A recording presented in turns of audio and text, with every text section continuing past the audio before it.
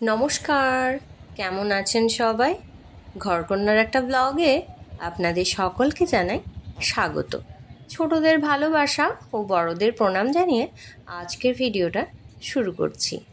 আজ বৃহস্পতিবার, ঘড়িতে এখন বাজছে সকাল 8:10। এখন চলে এসেছি ছাদে।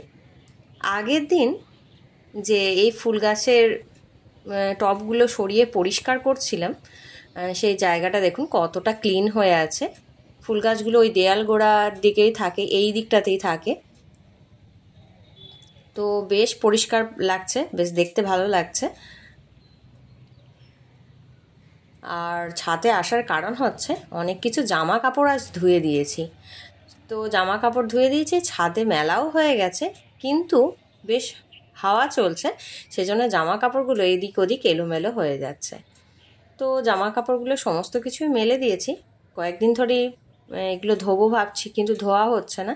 তো আজকে সময় করে ধুয়ে দিয়েছি, কেননা আবারও শুনছি কয়েকদিন একে বৃষ্টি হবে, ওয়েদার আপডেট ওই রকমই জানাচ্ছে। তো সেই কারণেই আজকে সকালবেলাতেই তাড়াহুড়ো করে কিছু কাজ করে নিয়েছি, আর জামা কাপড়গুলো ধুয়ে ছাদে মেলে দিলাম। ছাদ থেকে এখন নিচে নেমে চলে এলাম। সবজি কেটে রেখে দিয়েছি, আলুগুলো জলের মধ্যে ভিজিয়ে দিলাম, আলুটা কেটে, আর এখানে বাঁধাকপি কেটেছি।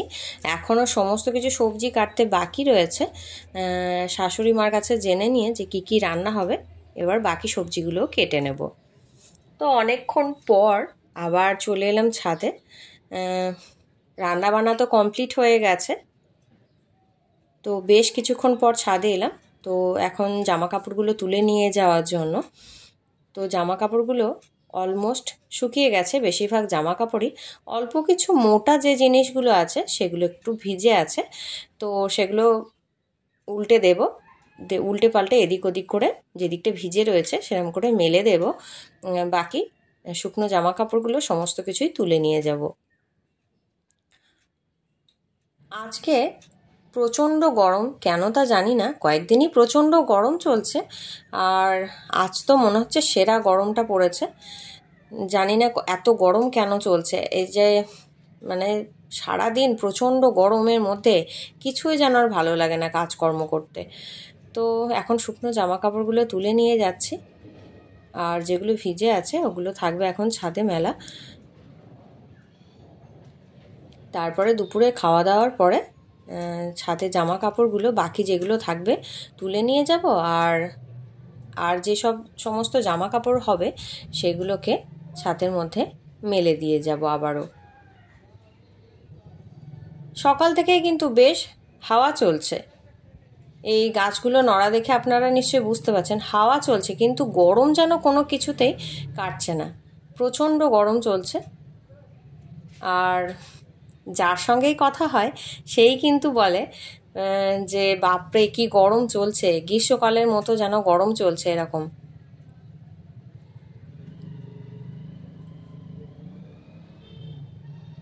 ওয়েদার আপডেট তো দেখাচ্ছে যে আগামীকাল থেকে নাকি বৃষ্টি হবে কয়েকদিন।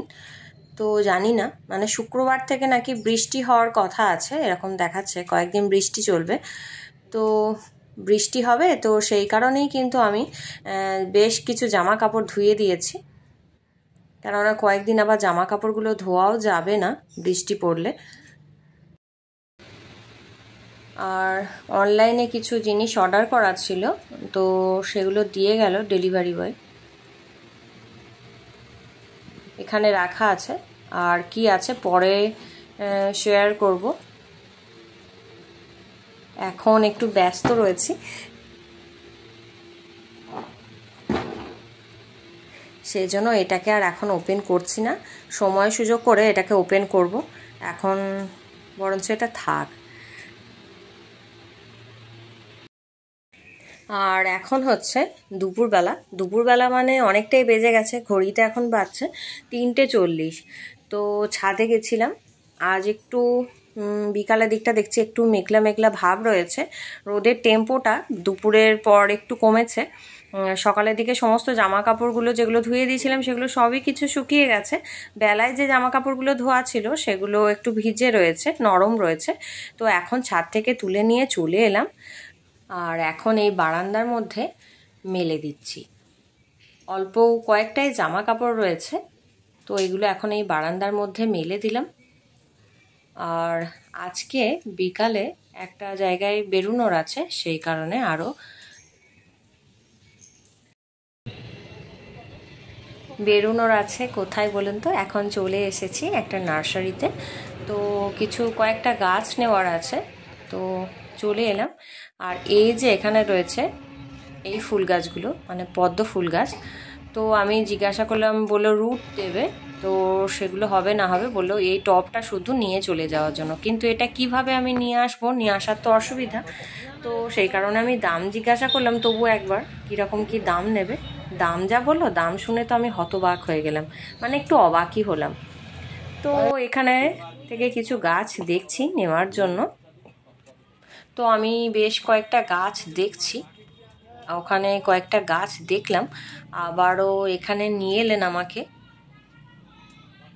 যে এই গাছগুলো দেখার জন্য।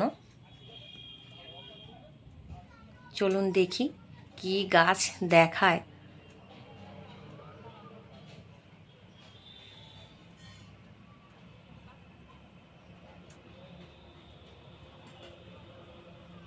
এখানেও কিন্তু বেশ রকমের গাছ রয়েছে, বেশ অনেক রকমের গাছ রয়েছে এখানে, আর সংখ্যাতেও বেশ, স্টকও ভালো আর কি।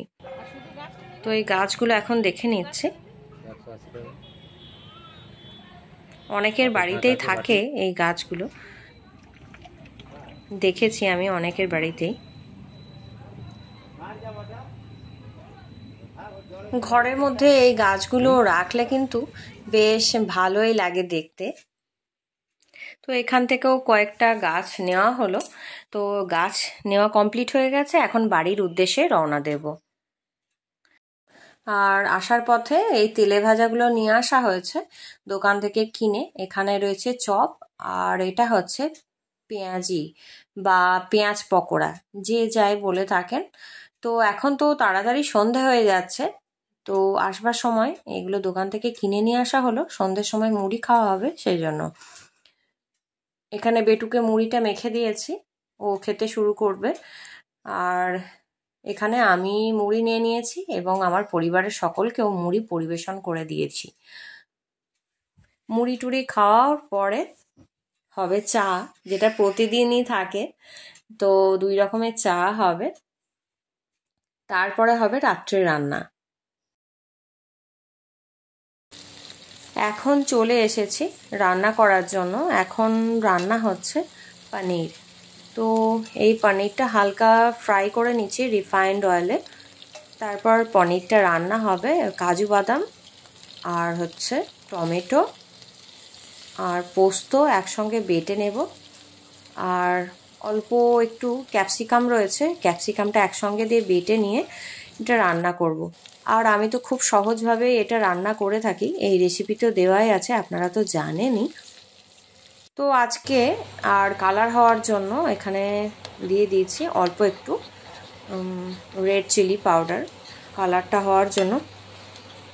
আজকে বাজারে গিয়ে মানে একটু ফিল করলাম যে বাজারে কিন্তু লোকজন একটু কম রয়েছে, কেন তো জানি না। অন্যবার কিন্তু পুজোর আগে আগে এই সময়গুলো বাজারে প্রচণ্ড ভিড় হয় বিকালের দিকগুলোতে বিশেষ করে, তো এবার আর সেরকম ব্যাপারটা কিন্তু খুব একটা নেই, কেন তা জানি না। যদিও জামা কাপড় কিনতে আমি এখনও ঢুকিনি দোকানে, আবার ওখানে গেলে হয়তো বুঝতে পারবো, কিন্তু বাজারটা বা মার্কেটের ভেতরেও তো বোঝা যায় লোকজন কিন্তু এবছর তুলনামূলক কম রয়েছে। এবার কি কারণে সেটা জানি না। এখন স্বাদ মতো নুন মিষ্টি দিয়ে দিলাম, খেয়াল করলাম এবং কথা বলছিলাম এই নিয়েও। তো এই বিষয়ে অনেকেই কিন্তু সহমতি প্রকাশ করেছেন।